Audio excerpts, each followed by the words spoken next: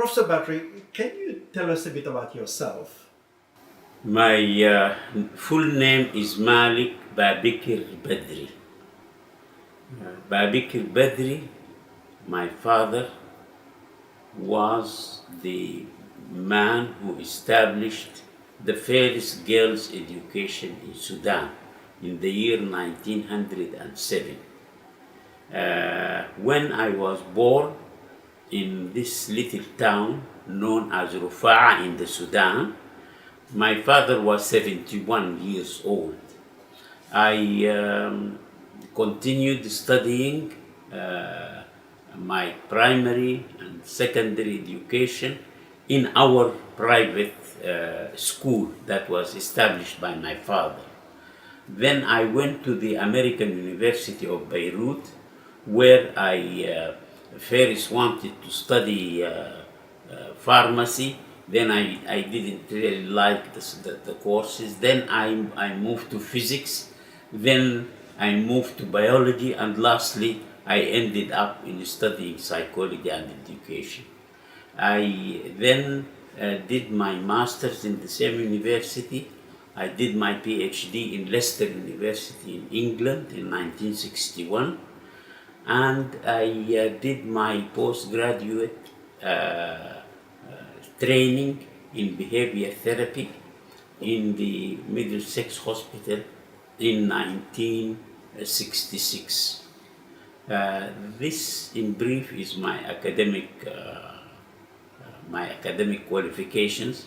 I have been, Allah granted me the possibility to teach in different places.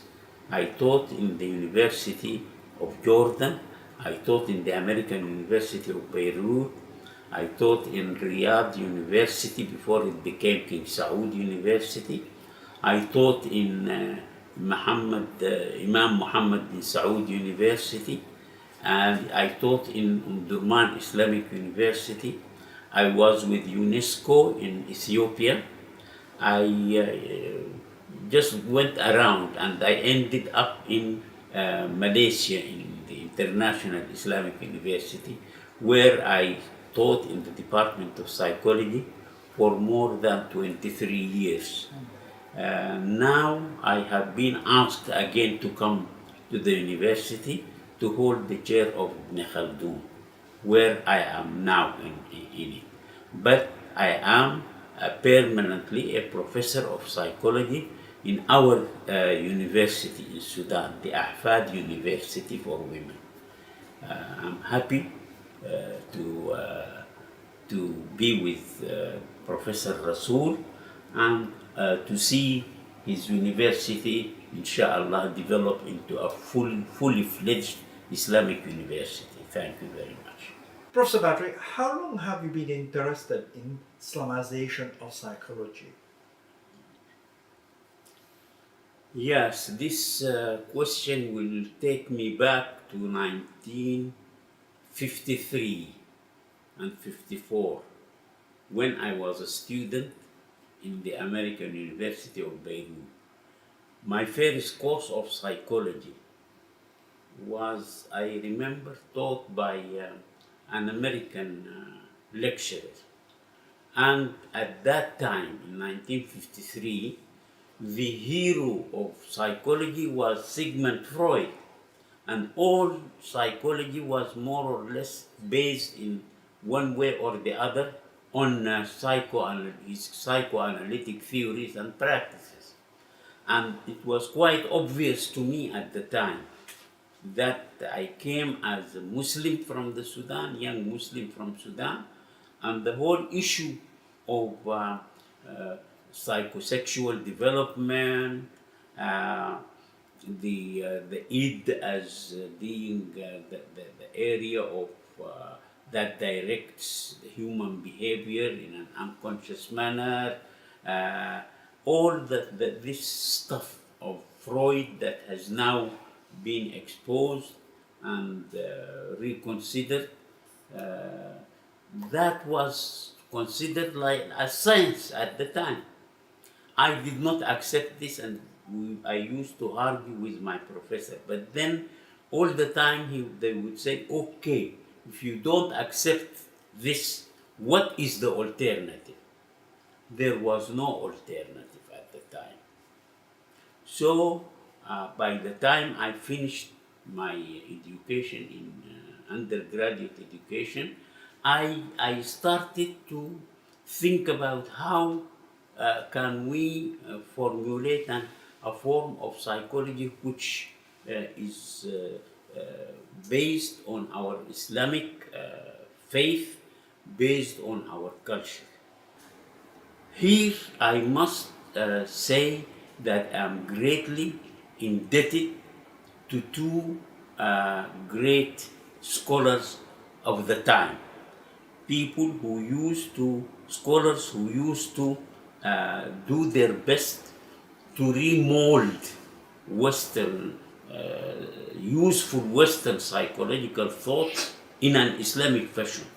These two people, two great scholars, were Muhammad Qutb, particularly at that time his book Islam, a Misunderstood Religion, which is in Arabic Shubuhat Hawla al-Islam, and the books of Abu al-A'la al-Mawdudi.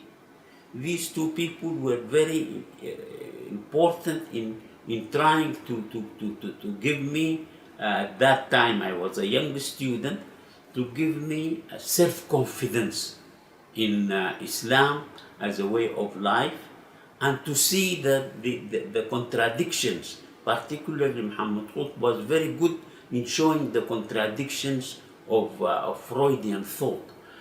Now this to me was very important as an undergraduate, but then when I finished my PhD and I came back to teach in the American University of Beirut, it was then that behavior therapy came into existence.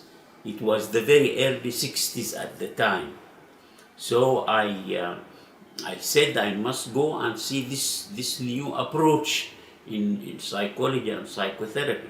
And I traveled to London. I met Ising. I wasn't very much impressed by him as a personality, though I was greatly impressed with his books, the early paperbacks that he wrote, Fact and Fiction in Psychology, and Sense and Nonsense in Psychology. These books were very useful in trying to expose the Freudian myth. So I went to Ising. Then Ising told me, I don't train anybody, I only write. Go to Victor Meyer in the Middlesex Hospital. I went there. He was happy to train me in the field, and it was then that I could find an alternative to the garbage that we were forced to study as when we were undergraduates. I think that more or less this is the beginning of my interest in the Islamization of psychology. Thank you very much. So, Professor Badri, you were interested, Professor Isaac from the Institute of Psychiatry at the Mosul Hospital had a big influence on you, on your development in terms of becoming a sort of cognitive behavior therapist. Are there any other significant persons or academics or clinicians that have an influence in your professional development? Yes. Yes, brother Prof. Rasul. I think Ising influenced me by his writing, not by his actual practice of psychotherapy. The person who really taught me, the person who was very humble, and he did quite a lot of work in this field to train people in behavior therapy, was Victor Meyer. Victor Meyer was a pilot in the Second World War. He was shot down, and then he came all the way from Germany to England and became the famous psychologist and one of the founders of behavior therapy, in fact. I think he was so good in finding ways in using systematic desensitization, in using even aversion therapy at the time. He was very skillful, and of course, he was the man who has invented, come up with this therapeutic technique for the treatment of obsessive compulsive disorder, which is based on exposure and response prevention.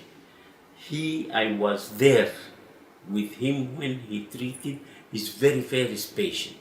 Now this has become the psychotherapeutic, the best psychotherapeutic technique for treating obsessive compulsive disorder. I do remember the famous case of a British professor of pathology who was working very hard in his laboratory. He wanted, he worked until the evening and he wanted to finish the work at home. He took his suitcase, his briefcase, together with his microscope and the specimen of dangerous viruses or germs. But when he wanted to get into his car, the sample poured out fell from him, and the germs were all over his seat. So he panicked. He went to wash his hands with detergents, and later on developed a hand washing obsessive compulsive disorder.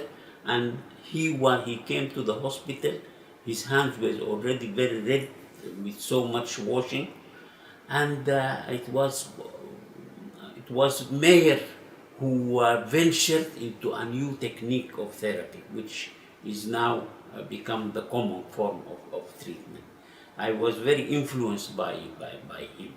Together with him, there was also Rackman, and as a friend, I was influenced by a psychologist who has just now, he retired a few years ago.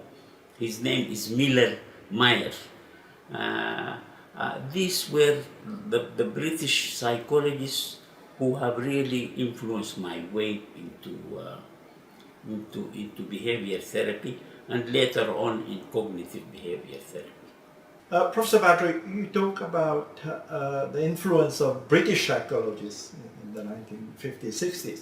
Now, were there any other influence? For example, the American psychologists, because they were very much involved in the development of behavior or behaviorism as an approach in psychology. Yes. So, were there any other people? Yes, it's a good question. I think Britain started behavior therapy and it developed it fast. At the time in which America was still rather influenced with a psychoanalytic approach. In fact, when I was training in the Middlesex, a number of American noted professors came to study under Victor Mayer in England. But of course, if I speak in general, then indeed the man who actually came up with behavior therapy is Wolpe, John Wolpe. Wolpe is an American of South African origin. I was influenced by him, of course, because he is the developer of the whole field. And I was so happy to meet him in the 80s in the university in Philadelphia. I met him there, and we spoke a lot about his work, and he invited me to become a member in his behavior therapy society at the time. I was really not only influenced with his thought, but I was influenced with his humility and with his ability to accept various opinions from different people. I mean, he was open-minded. This is probably, these are the two main people whom I have been influenced with, who are not British. Wolpe and another American professor who came all the way to study in London, and we became more of friends. His again, I'm sorry, I don't remember his name now, but later on he became a well-known professor in this field of cognitive behavior therapy. That's maybe all what I can say in this field. Professor Badri, can you remember your first public lecture on psychology from an Islamic perspective? Yes, brother. I do remember my first lecture, public lecture. It was in 1963. Then I was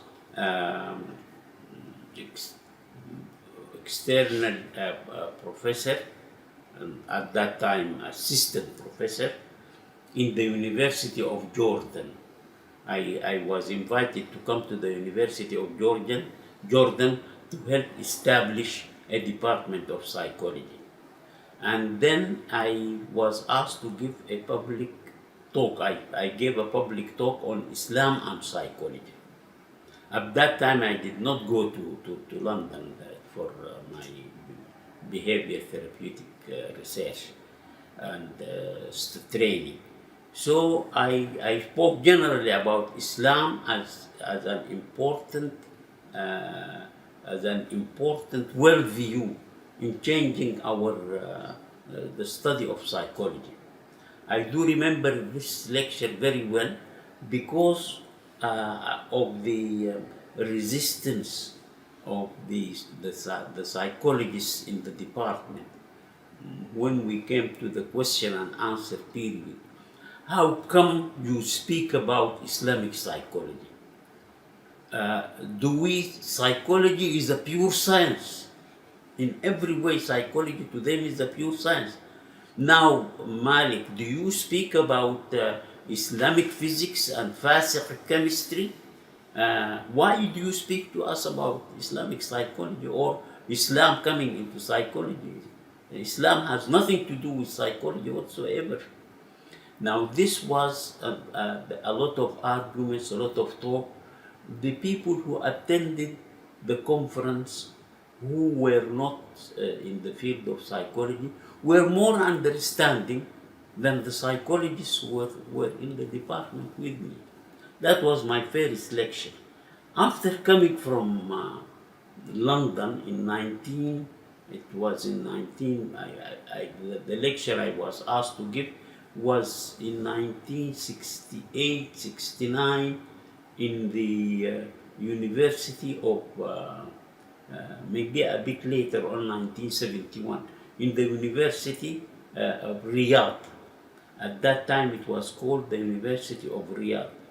And the dean of the university is a friend, his name is Abdullah Nafi. He asked me, please Malik, the lecture that you have given in America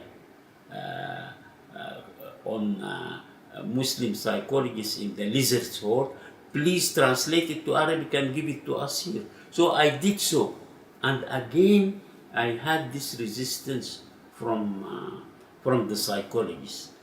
Particularly, still a number of them, or in fact most of them, were Egyptian lecturers who were trained in psychoanalytic approach. They were very hostile, and one of them, the only one of them who have studied in America, an open-minded professor, he told me, Malik, don't be surprised that these people are angry with your criticism of Freudian psychology and your talk about behavior therapy. Don't be surprised, because if you take away Freud, they don't know what to teach. In fact, they are receiving their salaries from Freud. So don't be surprised that they are angry with you. The issue is that the students were so happy with the lecture, together with people who were... I can't forget these two lectures because they were, they expressed the atmosphere at the time. Alhamdulillah, now when we speak about Islamic psychology, nobody will come to talk to us about, but you know, at that time, people would talk about Soviet psychology because it is influenced by the communists and the Russian, but they will not accept Islamic psychology. It's very strange. Professor Badri, you mentioned that Muslim psychologists entering the lizard hole. Can you elaborate on it? Can you clarify it for us? Yes, indeed, brother. This title of my paper, Muslim Psychologists in the Lizard's Hole, became a very popular paper which I gave in Indianapolis in America by an invitation by the Muslim Social Scientists Association. The idea of Muslim psychologists in the lizard's hole come from the famous hadith in which Prophet Muhammad said, "You are going to follow the ways of those who came before you. Even if they get themselves into a lizard's hole, you will follow them." Then the Sahaba asked him, "Who are the people before us? You mean the Christians and the Jews?" Then he said, "Who else? Who else?" So here what I'm actually saying is that Muslim psychologists are simply accepting Western psychology with all its secular, with all its culture-bound aspects, without thinking. Many of them are good Muslims. When they go home, they put on their garments, they say their prayers, and then when they come to the university to teach, then they become Freudians. There is a lot of contradiction in the way they behave, and that is why I have used this idea of that they are actually getting themselves into a lizard's hole. It became popular, this idea of getting into a lizard's hole. And a Saudi economist also wrote something, Muslim economists in the lizard's hole. He used the same technique. One of my best friends is an American counselor, psychologist. His name is John Sullivan. We are still very, very, very good friends. And he was teaching. He was actually working in a hospital in Indianapolis. And he said to me, when I read your paper on the Muslim psychologists in the lizard's hole, I discovered that I was in a lizard's hole. And I decided to change my approach in psychology, and he did change. He left his job in the hospital and became a counselor with the Muslim Students Association in the United States, and later on he started his own career as a Muslim counselor, and he wrote a very good book on Islamic counseling. He's still alive, we are still writing to each other, and he was impressed with this title, Muslim Psychologists in the Lizard's Hole. Professor Badri, you talked about lizard hole and Muslim psychologists and Freud and psychoanalysis. So what is wrong with psychoanalysis? Why is a Freudian principle of therapy not compatible with Islamic belief and practice? Yes. If this question was asked in the 60s or maybe 70s, then people will find difficulty in saying what is wrong with psychoanalysis. But now uh, everybody knows what is wrong with psychoanalysis. For us as Muslims, of course, we what is wrong with psychoanalysis is what is wrong with Western psychology in general. That is about the nature of man. Who is man? Is man some animal who evolved from apes and has no soul, has nothing to do, or is he a chosen creature created by Allah who can worship Allah and become higher than angels? Or we can go against his fitra, his predisposition, spiritual predisposition, refuse to worship Allah and become worse than animals. Now, the issue in general is that the nature of man is an important cornerstone to decide what kind of psychology one should have. Now, psychoanalysis, unfortunately, not only accept Darwinian thought, but also went so far as to consider that man is driven psychologically mainly with unconscious sexual, mainly sexual, and also aggressive impulses, which will direct him from birth to grave. And everything is that man does, says or does, is explained in this form. A man, even when not only in his consciousness, but even during his dreams. So indeed, I think the whole thing is based on a fallacious conception about man. Now, of course, many Western psychologists have abandoned Freud. In a number of British universities, they are teaching Freud only from the historical point of view, rather than something to be taught in practice and to be applied. A new book that has come up, I think people should really, Muslim psychologists should read this book by, I think, a lady by the name of Thompson. And the book is titled Freud and Cocaine. And the author showed that Freud had some problem in his nose, and he used to sniff cocaine. And that a number of his theories that were mainly sexual in nature were written while he was addicted to cocaine.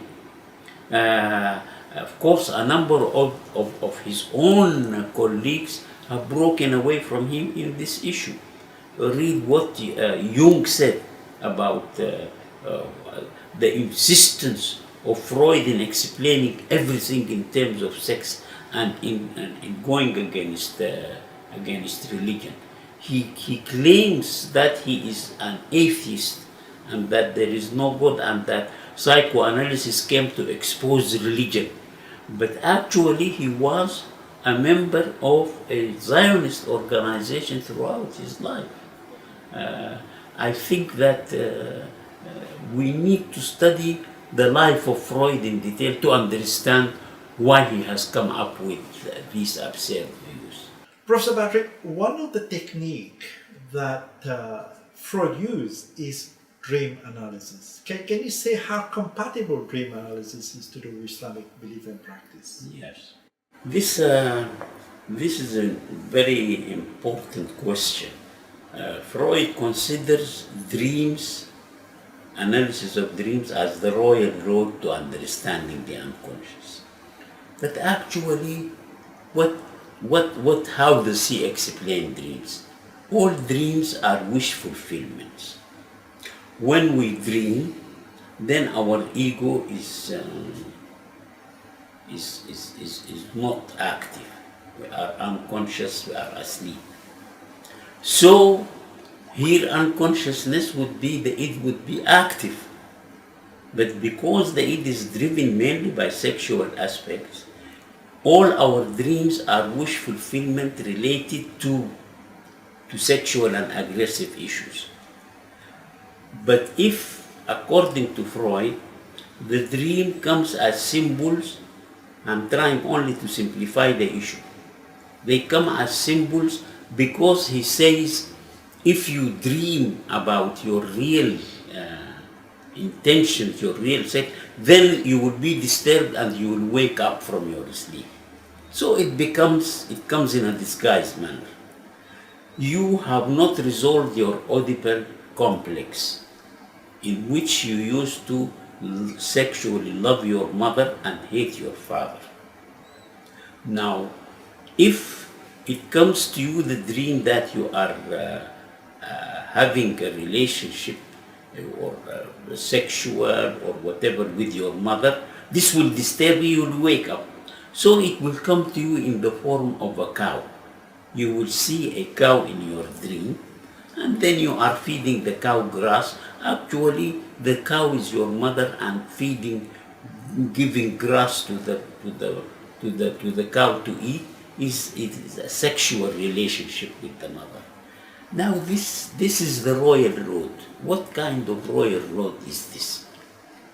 Now, dreams are symbolic. Yes, this is not an invention of Freud. It's since the times of ancient Egypt we know this. In Surah Yusuf we know that the king saw lean cows eating fat cows, 7 lean cows, and then Sayyidina Yusuf alayhi salam explained this in terms the cow is a year. تزرعون 7 سنين دأبا فما حصدتم فذروه في سنبله. You grow for 7 years, you collect the grain for 7 years, and you keep it because you are going to have another 7 years of drought. Now this is obvious. Now the year is when the man in the prison told him that I have seen myself putting a plate on my head and bears are eating from it. He explained it to him in terms of that he's going to be crucified and bears would eat from his own brain. Now this symbolism, the dream as a symbol, is well known. But the issue is how come whatever we see in our dream is explained in a sexual manner. For example, if you see in your dream a box, or you see something like a cavity, it is something related to the female sexuality. If you see a pencil, if you see anything which is like this form, then it is a symbol of the sexual organ of the male. What is this? If I see a real cow in my real life, and then I see in the dream a cow, how come it becomes my mother? But I have already experienced seeing a cow eating grass, and I come and see it. You know, here is the issue. Dreams, some people, some psychologists who followed Freud would consider that dreams are only wish fulfillment, and every wish fulfillment will come from the unconscious, and when it comes from the unconscious, then it becomes sexual and aggressive. Others refused all this, and they said dreams have no meaning at all. It is only certain parts of the brain firing of nerves in certain parts of the brain and in other parts of the brain. So the person, the sleeping person, tries to make sense out of this. For example, if you see in your brain some activity in your brain goes to a friend of yours, then you see your friend in the dream. But at the same time, haphazardly, another neurons will fire, and these are considered the neurons of a dog or something like that that you have seen in your stored in your memory. Then to bring the two together, you will see your friend howling like a dog, shouting how like that. Now this is really silly to say that dreams have no meaning at all. Dreams have meaning, and there are people who see dreams today who come true tomorrow. There are some people who can interpret dreams very beautifully, and it comes actually. So the best understanding of dreams comes from the hadith of the Prophet sallallahu alaihi wasallam, in which the Prophet miraculously said that dreams are of three kinds.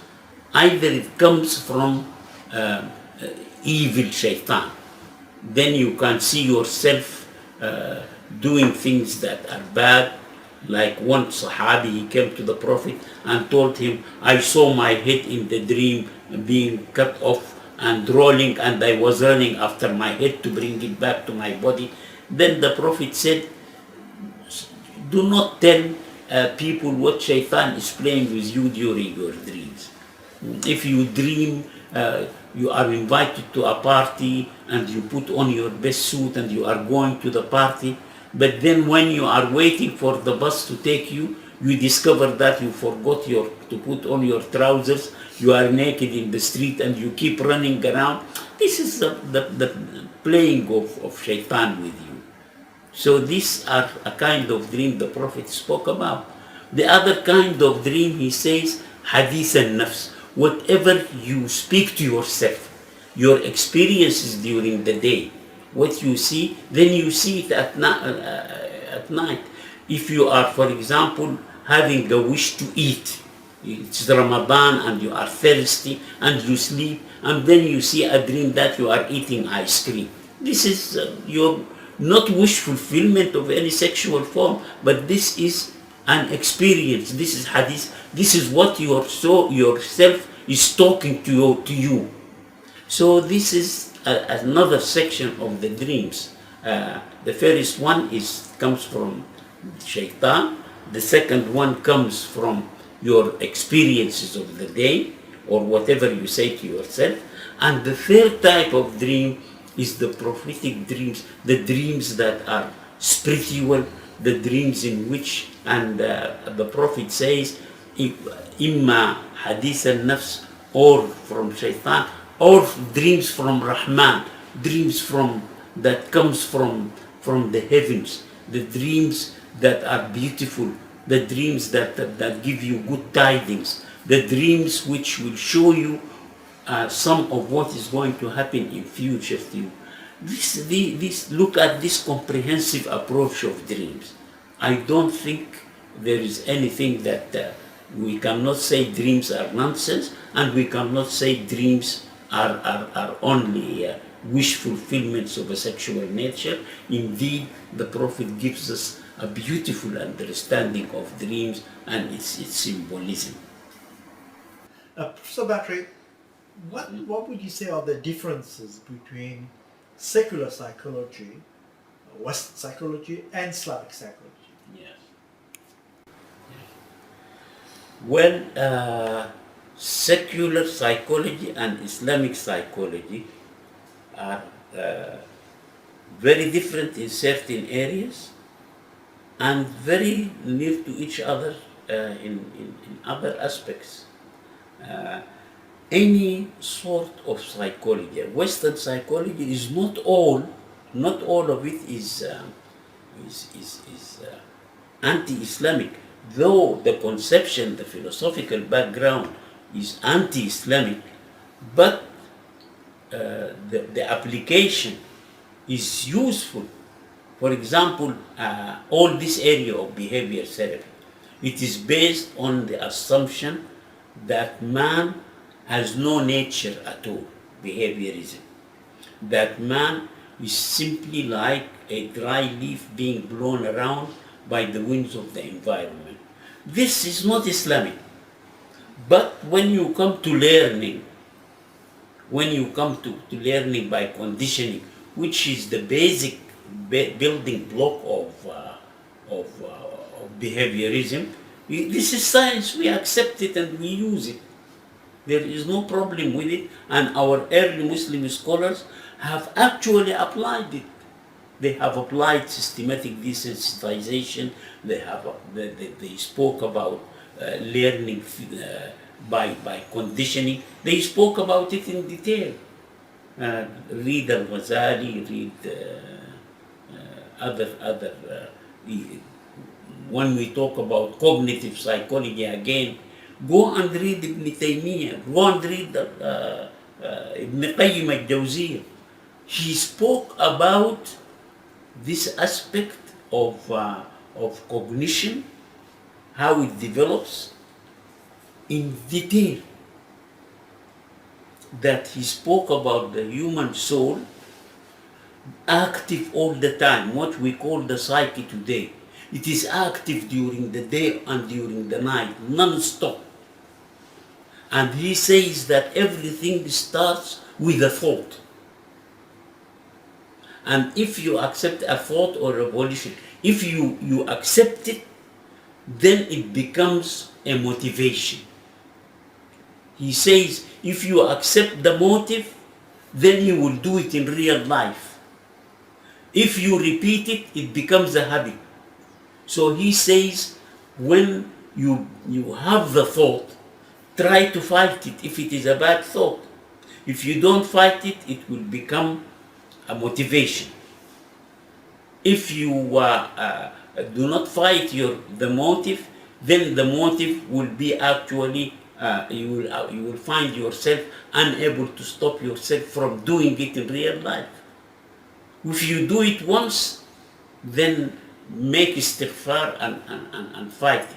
But if you don't and it repeat, then it becomes a habit, and it is not easy to change. I think that here we will find that people who speak about cognitive psychology today, and they speak about that the emotions follow our thoughts, and that people to help people, you change their thought, and after changing their thinking, then emotions will change. This is already mentioned by Ibn Qayyim in very nice manner. But he gave it, and of course, because he's a Muslim scholar, he gave it an Islamic dimension, and that is, I think, where our students should actually know what our early Muslim scholars said.